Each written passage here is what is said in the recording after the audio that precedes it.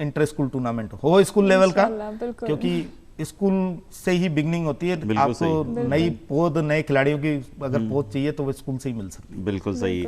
सुरेंद्र जी, कई बार ऐसा होता है कि एक जो टीम है, आपकी टीम है या सामने विपक्ष की टीम है, सबने बहुत मेहनत की होती है, सालों की प्रैक्टिस होती है, और मैं मानता हूँ कि 2-3 साल तो प्रैक्टिस चलती होगी जब एक टीम मैच खेलने जा रही है।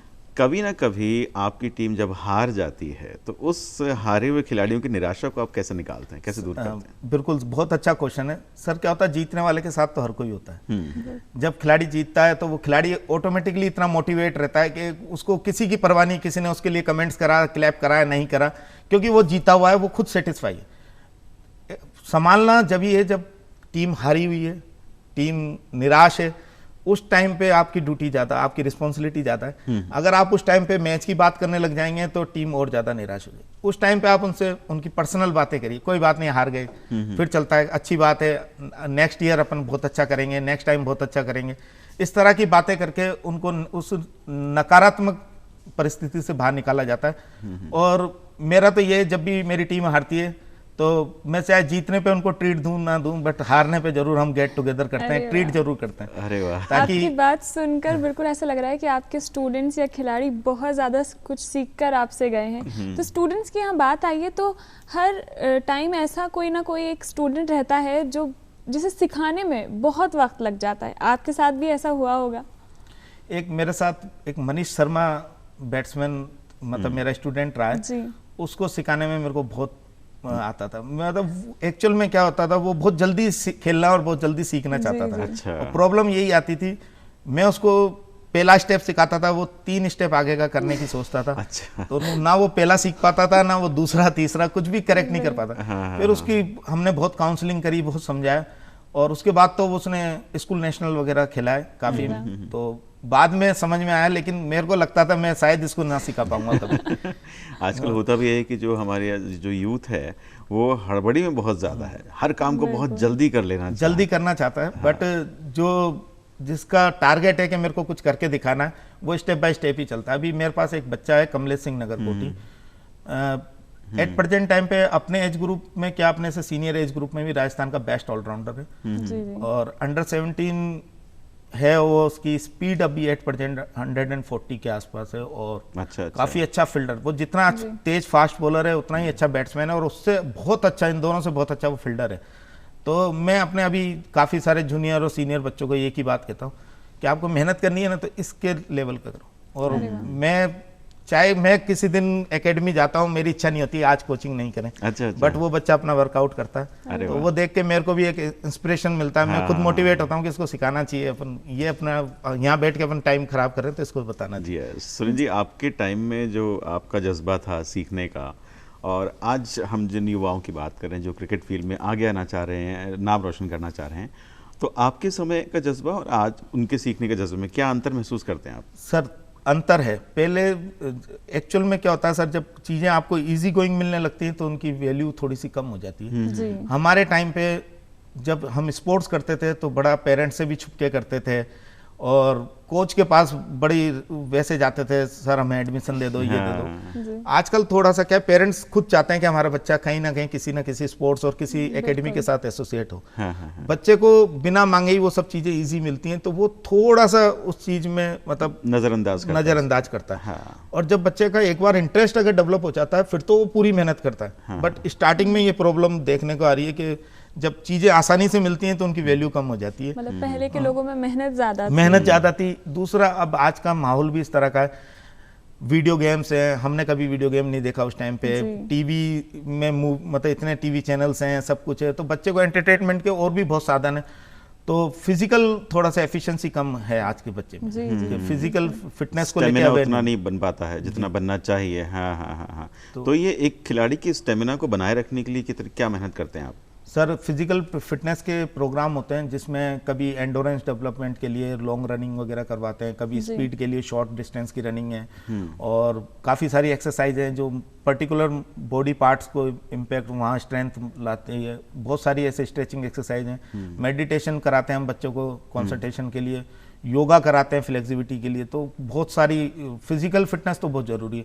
और आजकल का जो माहौल है, जैसे जितनी भी कॉलोनीज हैं उनमें कहीं आसपास पार्क नहीं है, पार्क हैं तो सेफ नहीं है। बिल्कुल सही। जो हर चीज़ आप कहीं भी जा रहे हैं, चाहे आपको 500 मीटर जाना है तो आप बाइक लेके जा रहे हैं या आप कार में जा रहे हैं, तो फिजिकल जो आजकल बच्चों का जो फिजिकल वर्कआउट है वो कम हुआ है, कम हो गया तो इसी की वजह से आज के बच्चों में फिजिकल एफिशिएंसी नहीं है। और मेरी तो एज ए स्पोर्ट्स पर्सन हर पेरेंट्स को यही सलाह होगी कि अपने बच्चे को फिजिकल एक्टिविटी जरूर कराएं, चाहे आप उसको प्रोफेशनली स्पोर्ट्स पर्सन ना बनाएं, बट उसको फिट रखने के लिए फिजिकल एक्टिविटी कराएं, चाहे कोई भी गेम खिलाएं उसको, बट गेम स्पोर्ट्स करना चाहिए। बिल्कुल सही। तो मेरे ख्याल से क्रिकेट में जब आप मैच के लिए ट्रेन कर रहे हैं, उससे पहले ये जो फिटनेस प्रोग्राम है ये शुरू हो जाता होगा? जी, स्टार्टिंग फिटनेस से ही होती है। हाँ। और एंड भी फिटनेस पे ही होता है। अच्छा। स्टार्टिंग वार्म अप एक्सरसाइज वगैरह बॉडी को मैच से पहले और मैच के लिए तैयार करने के लिए होती है। आपके जो भी पर्टिकुलर टास्क है उसको पूरा करने के लिए वार्म अप होता है, और उस टास्क को खत्म करने के बाद उसका रिलैक्सेशन एक्सरसाइज होती है जिसको कूल डाउन कहते हैं। अच्छा। उसमें जो आपने जितना भी वर्कआउट किया है, जो आपकी मसल्स में स्ट्रेच वगैरह हुए हैं, उनको वापस रेस्टिंग पोजीशन पे लाने के लिए वो एक्सरसाइज कराई जाती है। अच्छा, तो मैच कोई खिलाड़ी कोई टीम खेलने जा रही है, उससे पहले किस तरह की तैयारी करवाते हैं आप? जैसे आज 9 बजे मैच शुरू होना है, 10 बजे शुरू होना है, तो कितने घंटे पहले क्या चीजें शुरू हो जाती सर, हैं? रिपोर्टिंग 1 आवर मतलब 1 घंटा पहले ग्राउंड पर होती है, और पहले सभी खिलाड़ियों का मैच प्लान वगैरह डिस्कस किया जाता है। क्या प्लानिंग है, टॉस के जीतने के बाद क्या लोगे आप, डिसीजन क्या है, फर्स्ट आप बैटिंग करना चाहते हो, बॉलिंग करना चाहते हो, सारा कुछ प्री प्लान होता है। इसके बाद टीम के बारे में डिस्कस होता है कि फर्स्ट 11 क्या होगी, पहले 11 खिलाड़ी कौन होंगे, क्या स्ट्रेंथ है हमारी टीम की, क्या वीकनेस, सामने वाली टीम की क्या स्ट्रेंथ है, क्या वीकनेस है। जो पहले 11 भी सिलेक्ट होते हैं वो भी सामने वाली टीम को देख के सिलेक्ट किए जाते हैं। उसके बाद एक रिक्रिएशन गेम होता है ताकि बॉडी हल्का फुल्का मतलब मैच के लिए थोड़ा सा रेडी हो। फिर उसके बाद स्पेसिफिक वार्म अप होता है जो पर्टिकुलर, अगर हमारी टॉस जीतने के बाद पहले फील्डिंग आई है तो थोड़ा फील्डिंग स्पेसिफिक वार्म अप होगा, बॉलर्स को ऊपर ज़्यादा मेहनत करी जाएगी। बैटिंग आई है तो बैट्समैन स्पेसिफिक वार्म अप होगा। और एक इनिंग खत्म होने के बाद, लंच फिनिश होने के बाद फिर दोबारा से वार्म अप होता है। अगर सेकंड में बैटिंग है तो बैटिंग के अकॉर्डिंग होगा, अगर बॉलिंग है तो बॉलिंग के अकॉर्डिंग होगा। तो ये एक प्रोसेस है जो टिल एंड मैच जब तक खत्म नहीं हो जाता तब तक चलता है। तो इसका मतलब ये हुआ कि मैच के दौरान भी कोच की भूमिका उतनी ही इम्पोर्टेंट रहती है जो मैच से पहले है। सब कुछ सर उतना ही है। कप्तान के साथ बैठ के पूरी प्लानिंग, रणनीति, कब प्लान 1 फेल हो रहा है तो प्लान 2 इम्प्लीमेंट करना है, प्लान 3 इम्प्लीमेंट करना है। हाँ। तो ये तो सर कोच तो मतलब होल टाइम मैच में रहना जरूरी है। जी, आपने फिट रखने की बात की तो हम थोड़े से गुर हमारे पास भी हैं, क्या पता वो जो लोग हमें देख रहे हैं उनके किसी काम आ सके। उसके बाद हम ये इस बात ज़रूर करेंगे नुसरत कि एक खिलाड़ी का खान पान कैसा होना चाहिए। पहले हम वो गुर देख लेते हैं, थोड़ा सा योगा की प्रैक्टिस देख लेते हैं।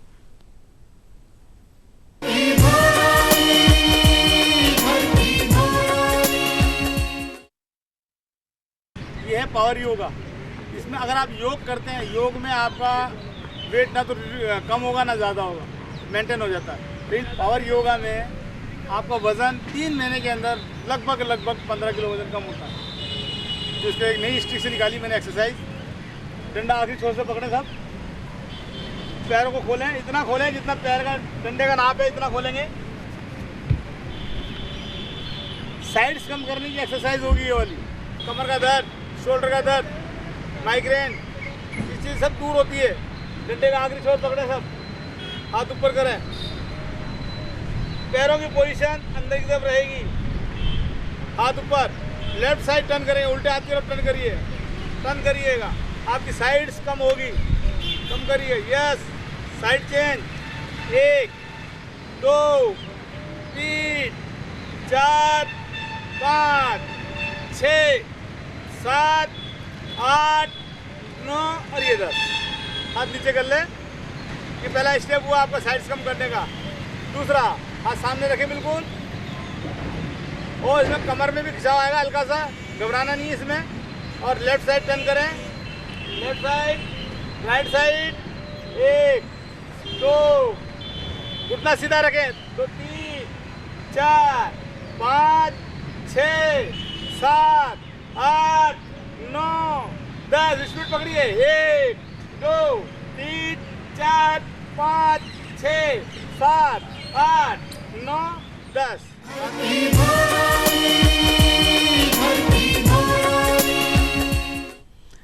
आपने तो बताया सुरेंद्र जी, जितने भी प्रैक्टिस के सेशन थे थोड़ा बहुत हमने भी बता दिया। बहुत अच्छा पावर योगा के बारे में बताया आपने, काफ़ी अच्छा। जी हाँ, जी हाँ, जी हाँ।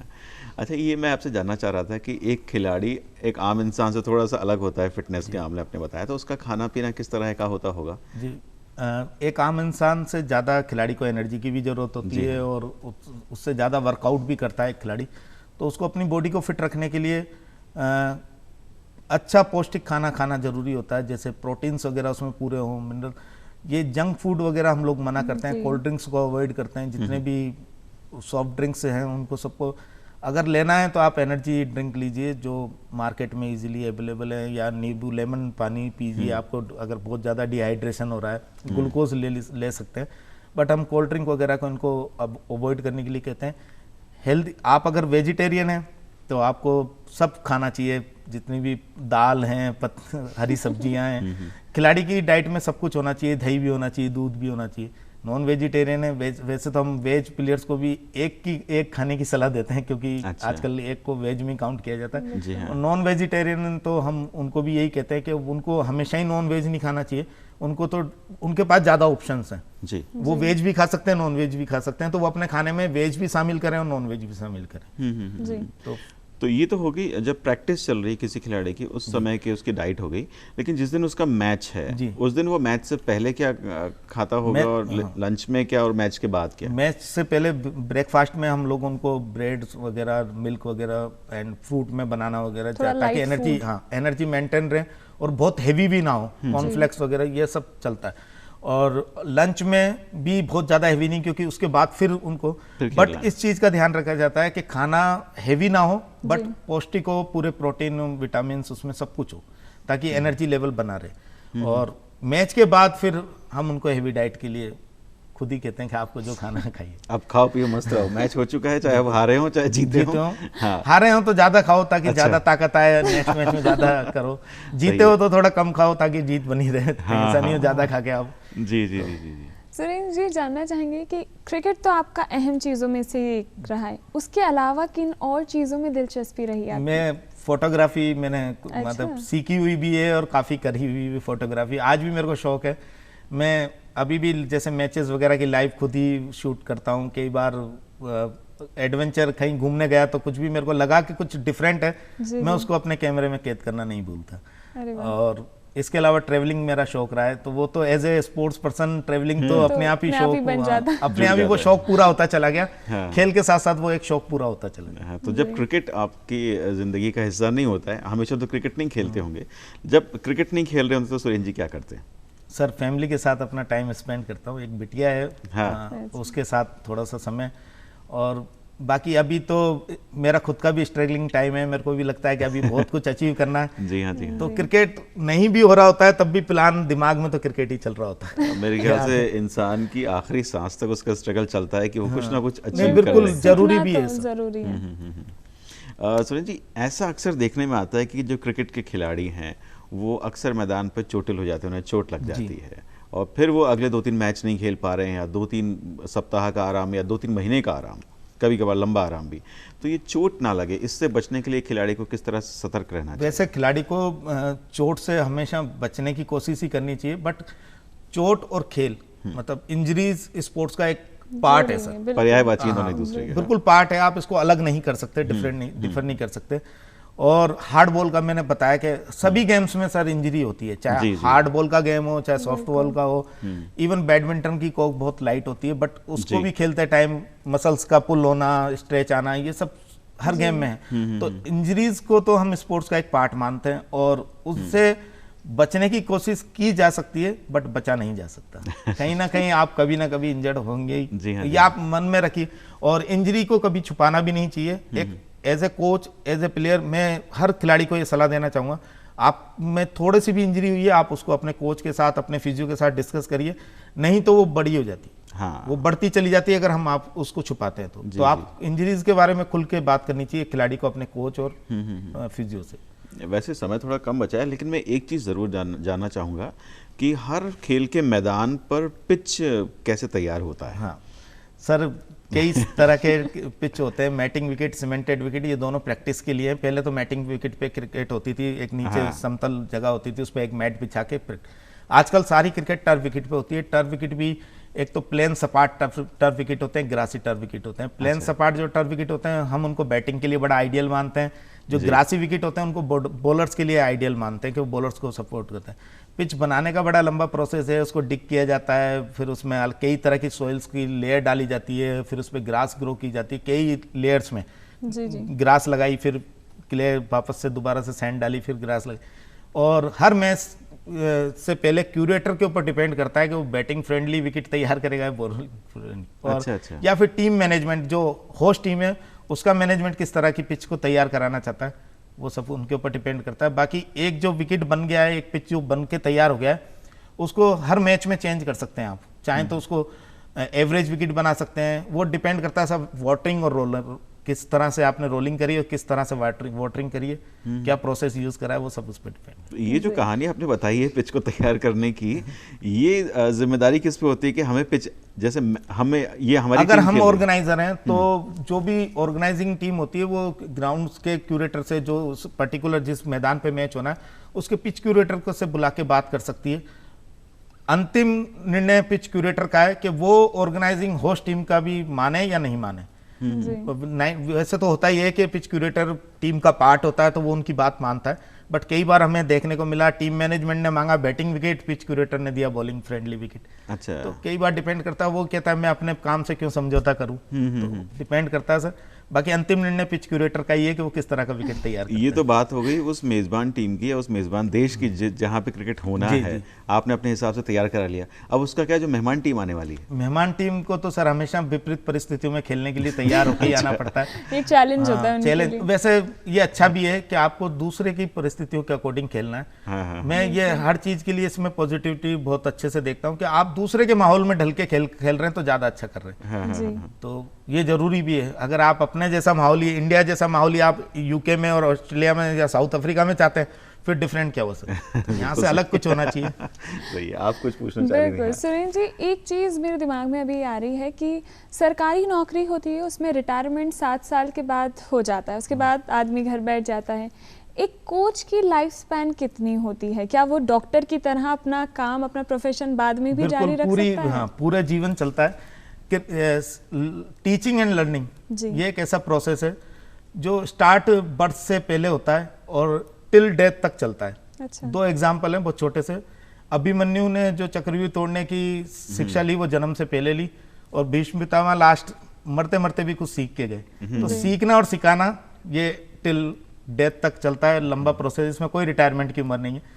जब तक आपके हाथ पैर चल रहे हैं तब तक आप ग्राउंड पे जाके सिखाएंगे, जब आपके हाथ पैर काम नहीं कर रहे हैं तब आप, अभी रमाकांत आचरेकर, सचिन तेंदुलकर का एग्जाम्पल है। रमाकांत जी फिट नहीं है, बट सचिन को जब भी प्रॉब्लम आई वो उनके घर जाके कुछ ना कुछ उनसे डिस्कस करके कुछ टेक्निक के बारे में बात करके, तो ज्ञान है इसको जितना बांटो उतना करो। तो सुरेंद्र जी, पहले नंबर पे तो क्रिकेट हो गया, दूसरे नंबर पे आपने कहा ट्रैवलिंग आपको पसंद है, तीसरे नंबर पे अपने फोटोग्राफी बताइए। अब चौथे नंबर पे हम क्या समझे कि आपको क्या चीज़ पसंद है? चौथे नंबर पे फिर फ्रेंड्स के साथ बैठ के वर्शिप करना पसंद है। अच्छा। गॉसिप, सिंगिंग, म्यूजिक का शौक म्यूजिक आपको? सुनना अच्छा लगता है, गा तो किस सकते तरह हैं। के गाने पसंद हैं? मेरे को ज्यादातर क्लासिकल। अच्छा। अच्छा। तो क्लासिकल सिंगर कोई पसंदीदा? मैं पंडित जसराज को काफी सुनता अरे हूँ। वाह, संगीत मार्तंड पंडित जसराज जी, बहुत खूब।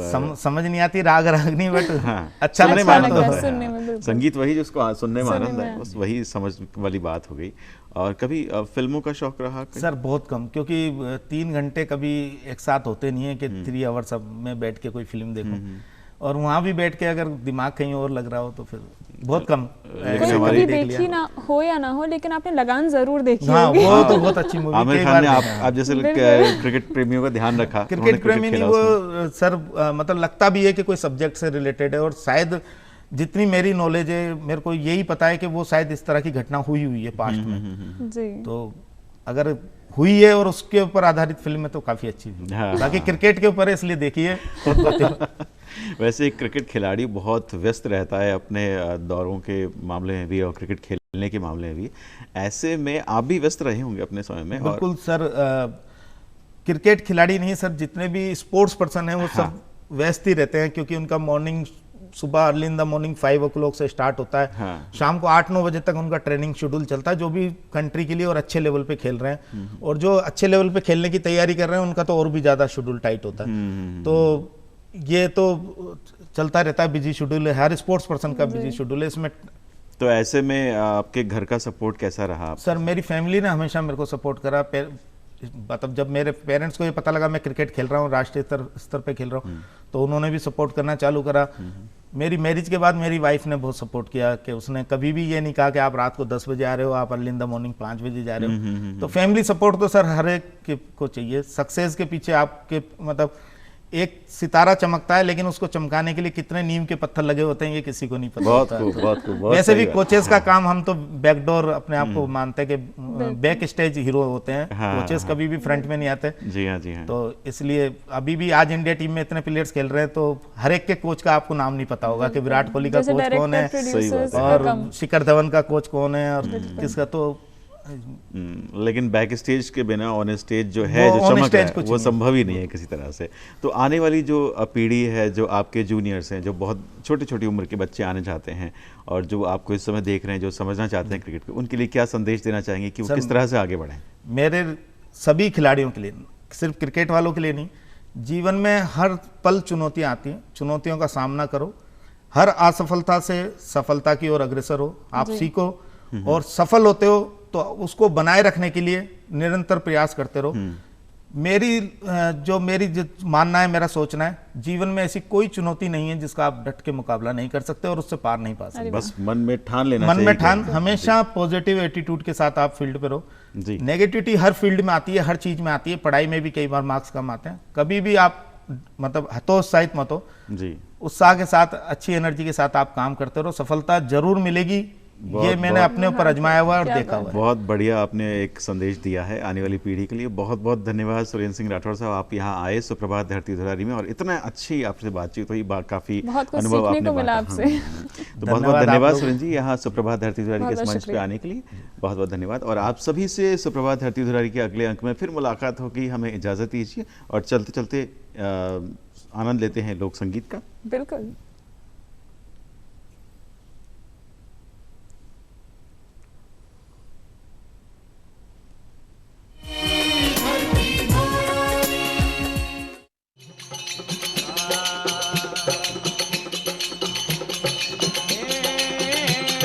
હેલો મારો હાંભળો રણો જેરા હિમાલ જીરા તોરા શ્રીરામ જેરા વીર રાણી ને તલરા પ્રતાણ મારો હેલો હાંભળો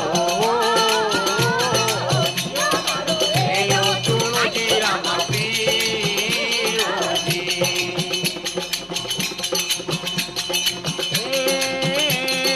મારો આડરો વાણીઓ ને બચેરો દેવા એક ને હેટાણી હલા દેવરા મે જાય મારો હેલો હાંભળો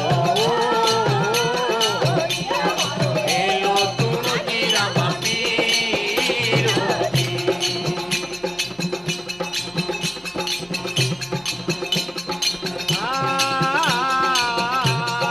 હેલો મારો હાંભળો રણો જેરા હીરા કવરામ પીરામ દેરા પીર રાણી ને તલરા પર તાલ મારો હેલો હાંભળો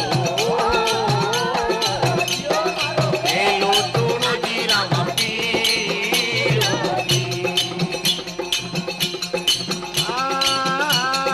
માલ ધના હેઠ દી ભરી આરે ઈને આયા દાતરુ ને ચતો આયો ચોર મારો હેલો હાંભળો હેલો ચૂનો જીરા પીરો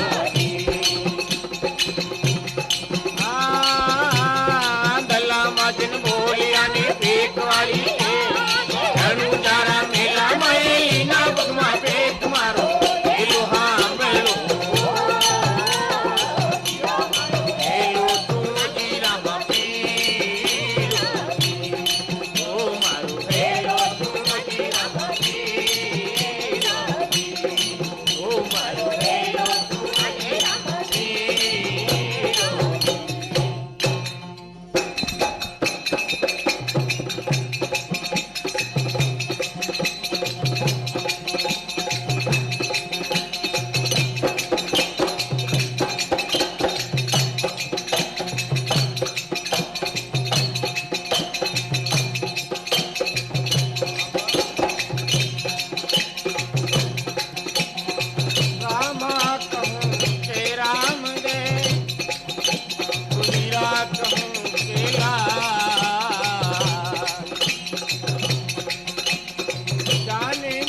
बाबा रामदेव जी महाराज तो पल में किया जी न्याल है।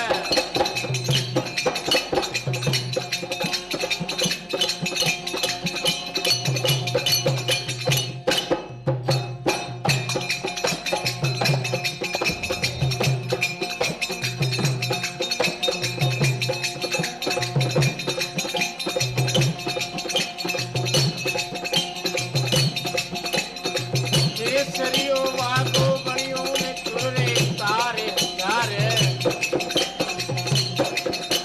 दिल्ली छंदा पाछ ताथो रामा राज कुंवार।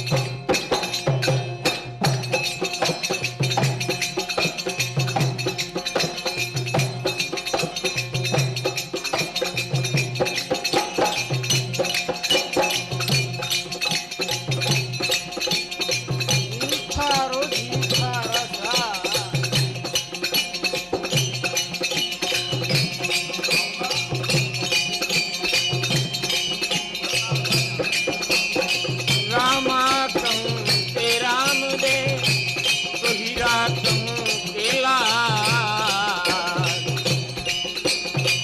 जाने मिलिया बाबा रामदेव जी महाराज तो पल में किया जी न्याल है।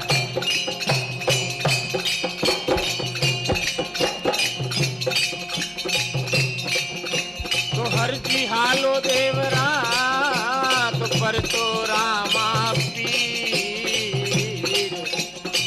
दुख डाली दूर करो तो ताजा करो ला शरीर।